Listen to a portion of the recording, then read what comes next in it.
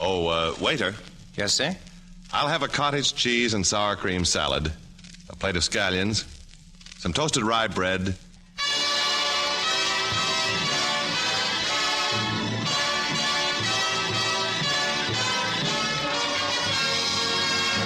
From Hollywood, proudly presents...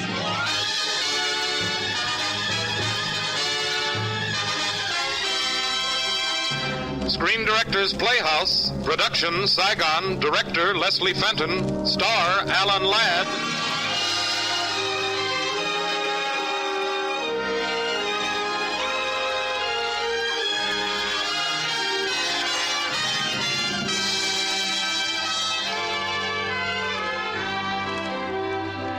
The Hollywood Screen Directors present an interlude of adventure, Saigon, starring Alan Ladd, and introducing the director of the film, Leslie Fenton.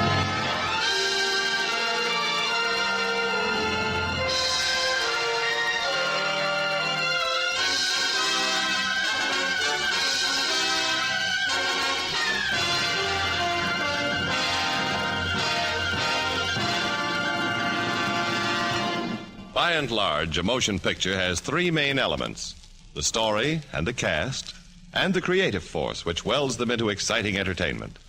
We mean, of course, the screen director, represented here tonight by a distinguished actor who turned to the creating of such fine films as Whispering Smith, The Streets of Laredo, and tonight's story, Saigon. Ladies and gentlemen, Mr. Leslie Fenton.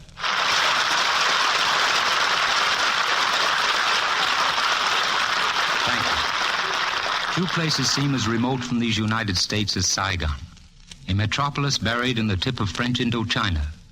There's a strange romantic flavor in the very sound of the name, and a certain strange glamour. Here is the raw material of adventure, and the story you're about to hear is an adventure film for adventure's sake. Now listen to it for the first time on the air, starring Alan Ladd in his original role of Larry Briggs, Saigon.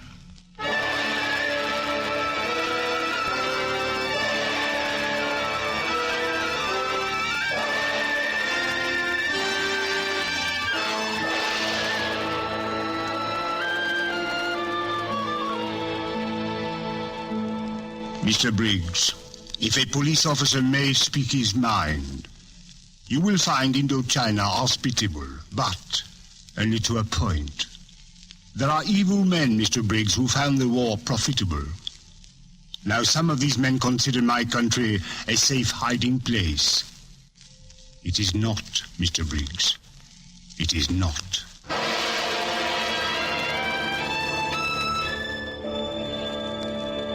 This is you he's talking to, Larry Briggs. How did you get into this? Saigon, the girl, the briefcase. Who started it? The war was over. You were discharged from the Air Corps. You and Mike Perry and Pete Rocco. You were in Shanghai at the base hospital talking to the surgeon. That's when it started. With the surgeon talking about Mike. I'm sorry, Major Briggs. 2 to 3 months at the longest. Does Mike know? No, not yet. What a mess. What a stinking, rotten mess. All that pain, 6 months of slicing and patching. For this. He'll appear perfectly normal, but the brain tissues have been irreparably damaged. Doc, do me a favor, will you? If I can. Let us tell him. Sergeant Rocco and I. We're his friends, you know. We can, well, you know. I understand. And don't say I was here.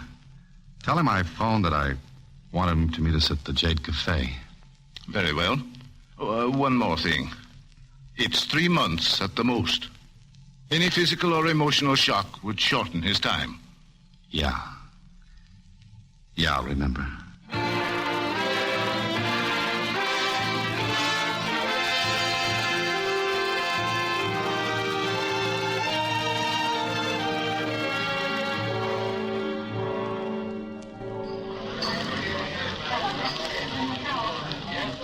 Figure it out, Pete. Figure it out. Why does it have to be like this? How are we going to tell him? We're not. Huh? But, Larry, you told the doctor... Nobody tells him. And, Pete, we're going to pack those 2 or 3 months of his with 100 years of good living. The best.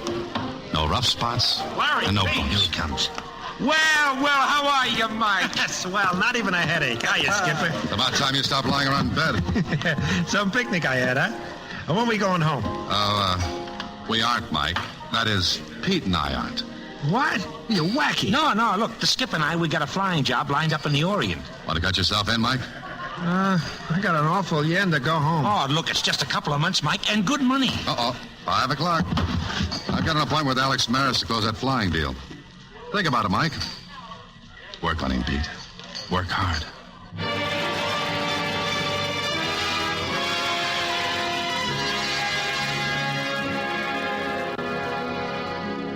Please sit down, Mr. Briggs. Mr. Maris will see you in a moment. Thanks. Are you Maris's wife? I'm Mr. Maris's secretary. Oh. He has a beautiful home here. You fit in very well. Yes.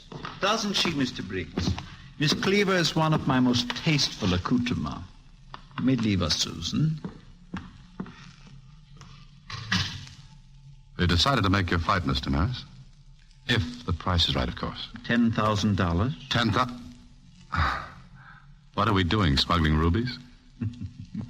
A simple business trip, Mr. Briggs. Now as to your instructions. Be ready to take off for Saigon at 6 o'clock tomorrow evening. And I mean 6 p.m., Mr. Briggs. Not 1 minute later. 6 p.m. you're paying for? 6 p.m. you'll get.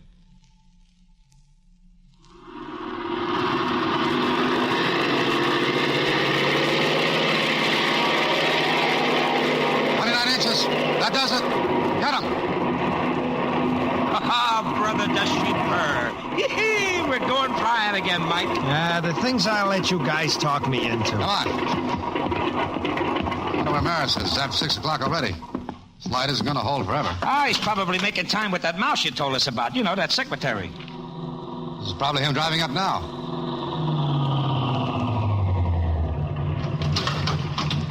Mr. Briggs, Mr. Maris will be a bit delayed. The mouse. Well, what do you know? Hey, Larry, she's pretty. Introduce us, huh? Huh? Susan Cleaver, Mike Perry, and Pete Rocco. Delighted. Hello. One of you please put my bags aboard. Miss Cleaver, we're flyers, not servants. It's all right, Larry. I'll take him. No, not the briefcase. Leave that with me. Hey, what's holding up your boss? That's his car horn. He'll be here immediately. Mr. Maris! Mr. Maris seems to be having his problems. It's like old home week on Guadalcanal. Mike, turn him over. Okay, Skipper. Hey, what's the hurry? They'll sound like police bullets. So? So we can't afford to get mixed up with cops, not with Mike along. You can't leave. It's after 6, Miss Cleaver. We're leaving on schedule. No, not without Alex. Want to come? You can't leave. Such loyalty. She'll go down in history with the St. Bernard. You can't go without him. I won't let you. Are you going or staying? Make up your mind. I'll go. Welcome aboard, Miss Cleaver. We made a deal to fly to Saigon at 6, and we're keeping it.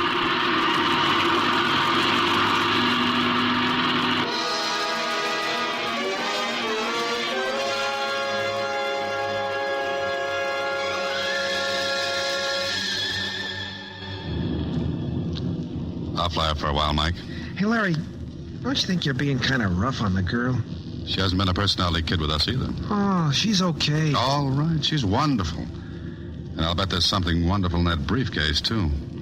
The way she keeps hanging on to it. Hey, Larry, there must be a gas leak. We've been dropping fuel ever since we took off. I don't think we'll make Saigon. Mike, there's emergency fuel up the river from Saigon at Lingdao. Lingdao, hey, that sounds like fun. Yeah, there's a European hotel. I was there once. Okay, all the course to 163, Larry. I got you.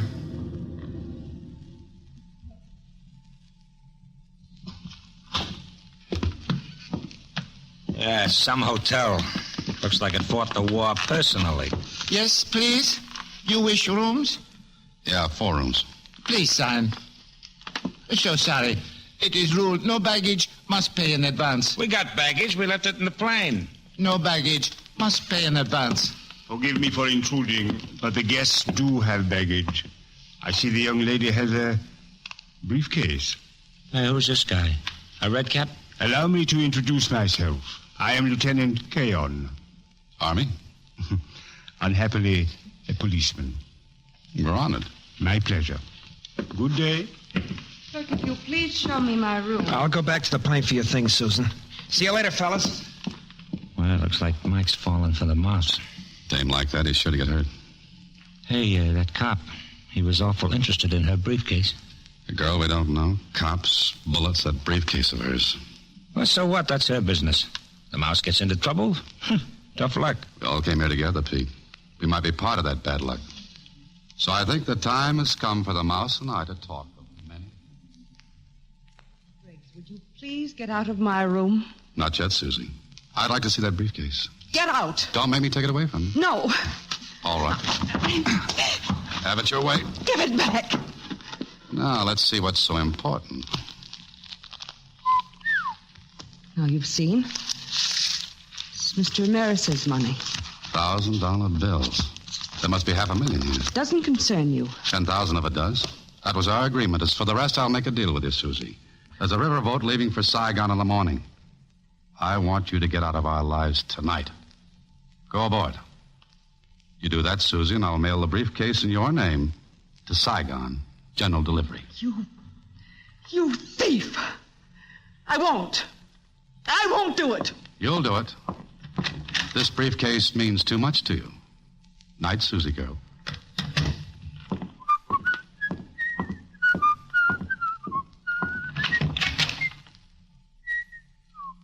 Ah, Mr. Briggs. Lieutenant Keon. Merely inspecting your accommodations. We want you to be comfortable, Mr. Briggs. Are the police always this helpful to tourists? What we gain with solicitude, we usually lose with bluntness. May I see that briefcase? Thank you. So, you must be a wealthy man, Mr. Briggs. Yeah, I ran a used car business back in Los Angeles. So much money. I wonder where it really came from. Mr. Briggs, if a police officer may speak his mind, you will find Indochina hospitable, but only to a point. There are evil men, Mr. Briggs, who found the war profitable. Now, some of these men may consider my country a safe hiding place. It is not, Mr. Briggs. It is not.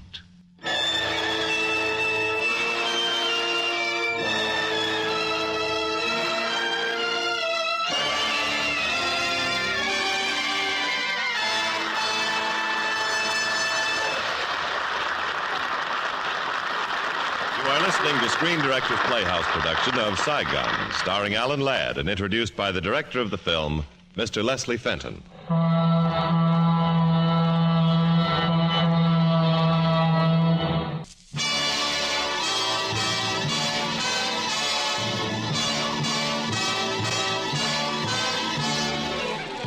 Now, back to our Screen Director's production of Saigon, starring Alan Ladd.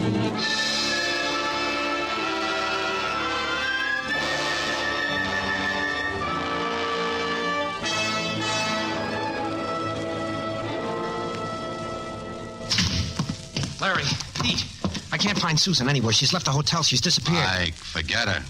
She walked out on us. What have you guys got against her? She hasn't done anything. Forget it.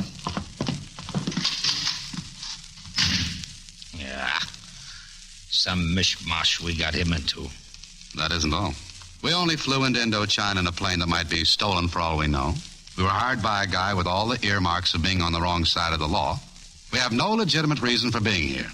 And to top it off, Keon tagged me with Susan's briefcase. Pete, we've got to beat it out of here and try to get lost in Saigon until we straighten this thing out. Well, we can't fly. That plane has a sieve for a gas tank. A riverboat is leaving for Saigon in the morning. The one with the mouse aboard? Yeah. We're going to make plans for the mouse and the man, Pete. I kind of think Mike is going to be a lot happier with her than without her.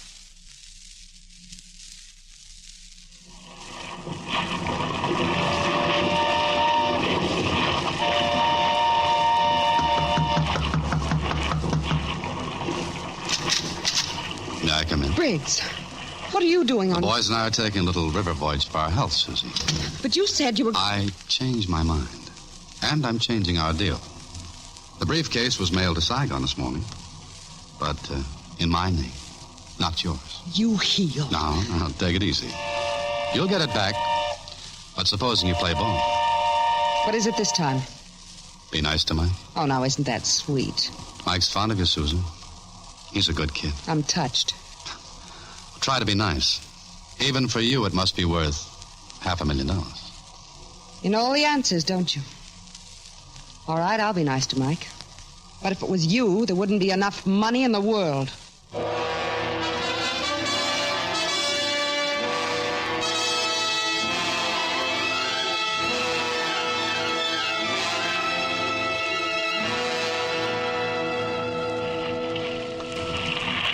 Some scow this is. And Mike thinks it's a cruise to Havana. He's as happy as a kid who found his lost pocket knife. Ah, love. I wish I had a mouse. I wish I had a mouse. Uh-oh. What's the matter? We got company. Cop company. Mr. Briggs and Mr. Rocco, how fortunate we should be traveling together. A pleasure, Lieutenant. Now, if you'll pardon... You left the village rather unexpectedly, gentlemen. The pressure of business. You understand. I do not, Mr. Briggs. When we arrive at Saigon, your entire party will be held for inquiry. I see. And how long will that take? Justice in the Orient, Mr. Briggs, is sure but sluggish. A month or two, perhaps less, perhaps more. Look, Keon, we haven't got a month or two. We don't know the whole story ourselves. But we might be able to find out in Saigon if you leave us free to operate.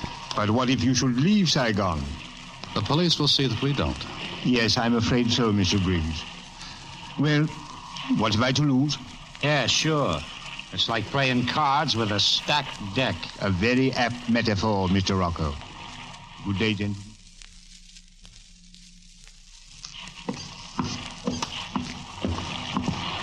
Well, if it isn't the amazing Mr. Briggs. All alone and mooning at the moonlight. Hello, Susan. Larry, I want to say something. That money, I don't know anything about it. Alex Maris asked me to carry it. Those shots. I don't understand it. Okay, Susan. I've acted pretty awful, I guess. I'm sorry. You've got an apology coming, too, you know. Larry, this business with Mike, it isn't fair to him. It isn't right. He's crazy about you. It's because he doesn't know what I'm like. What are you like? Like this. Susan, I'm going to tell you about Mike. He was wounded during the war. The doctors say he has only a little while to live. He doesn't know. Go and find him, Susan. It's kind of nice here on the river. Tomorrow we'll be in Saigon.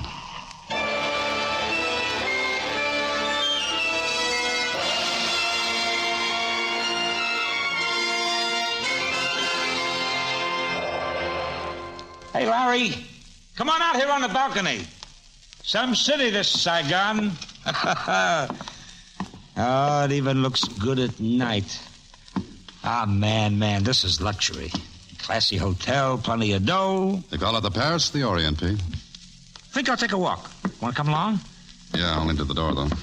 I've got a few things I want to talk over with Susan. She's a funny mouse. Can't figure her. She's doing a fine job, Pete. Yeah. There's her room across the hall. Well, night, Skipper. Good night, Pete.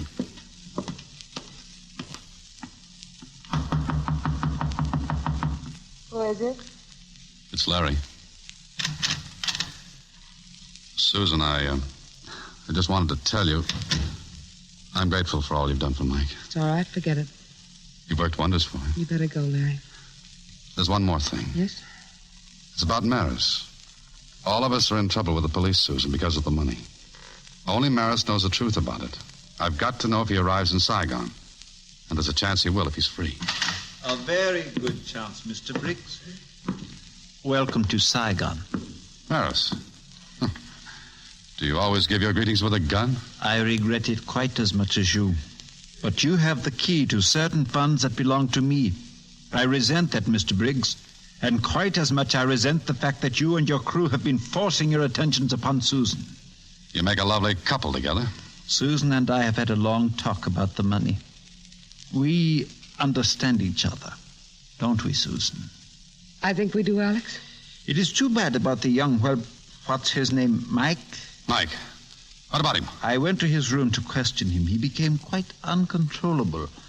I was forced to strike him with my gun butt. You yellow gun-having... Mr. Briggs. He's sick. Any shot can kill him. Unfortunate. Now, it appears that my money is in the Saigon post office in your name. Therefore, we will wait in your room until morning when you will get it for me. Alex, if we're leaving in the morning, I'd better get some sleep.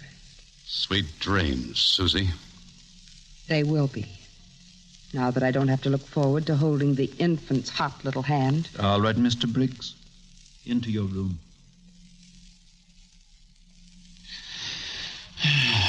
A long night, isn't it, Mr. Briggs? Nurse, I promise you. If you've killed Mike, I... Mr. Briggs, it's Lieutenant Keon. Who is he? The police. Tell him to come in. And remember this gun.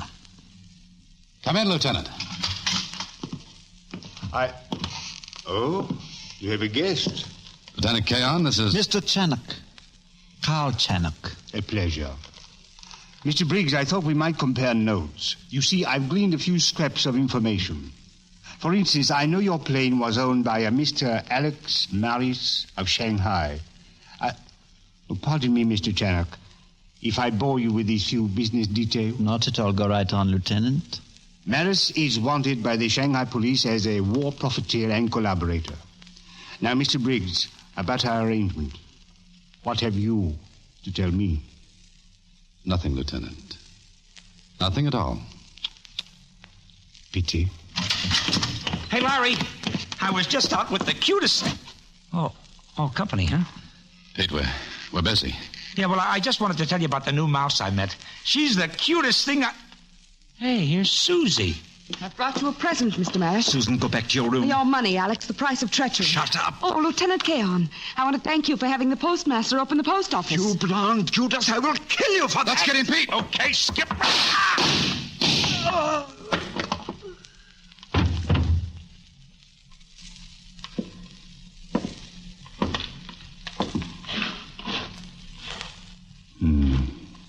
Death interferes so frequently with justice. Mr. Maris is no more. Susan, are you all right? Look. Pete. Pete? He's not moving. Pete. Pete. Pete!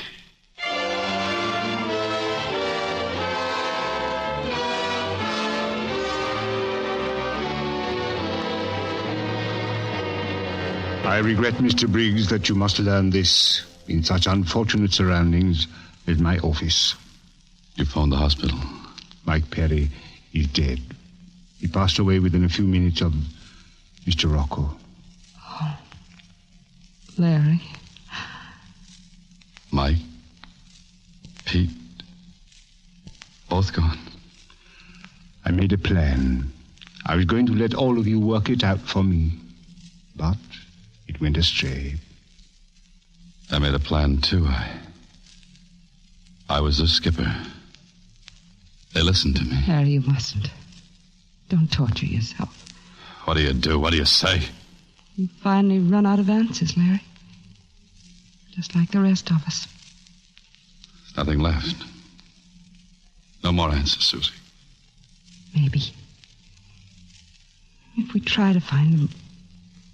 Maybe if we tried together. You are both free to leave Saigon whenever you wish. Come on, Susie. Let's try. The two of us.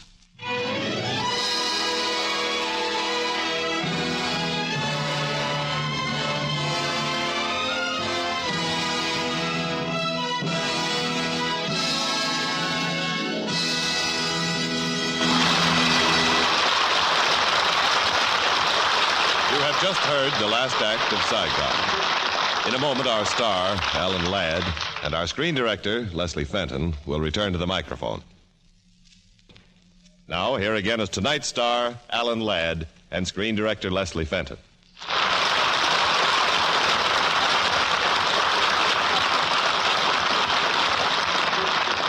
We spent a lot of hours together on movie sets, Alan. But this is the first time we've ever faced each other across a microphone. Unless it's a wonderful opportunity to get something off my chest. Brother, am I going to expose you? Shh, people are listening. Good. Folks, if it weren't for the Leslie Fentons, for the directors of Hollywood, we actors and actresses wouldn't be, well, we just wouldn't be. It's the people like Les with their skill and experience who literally and figuratively make motion pictures. Gee, that's a wonderful compliment, Alan. Thanks. From all the directors. Good night, Les. Good night, everyone. Good night. And good night to you, Alan Ladd and Leslie Fenton. Saigon was presented through the courtesy of Paramount Pictures. Portions of tonight's broadcast were transcribed. James Wallington speaking.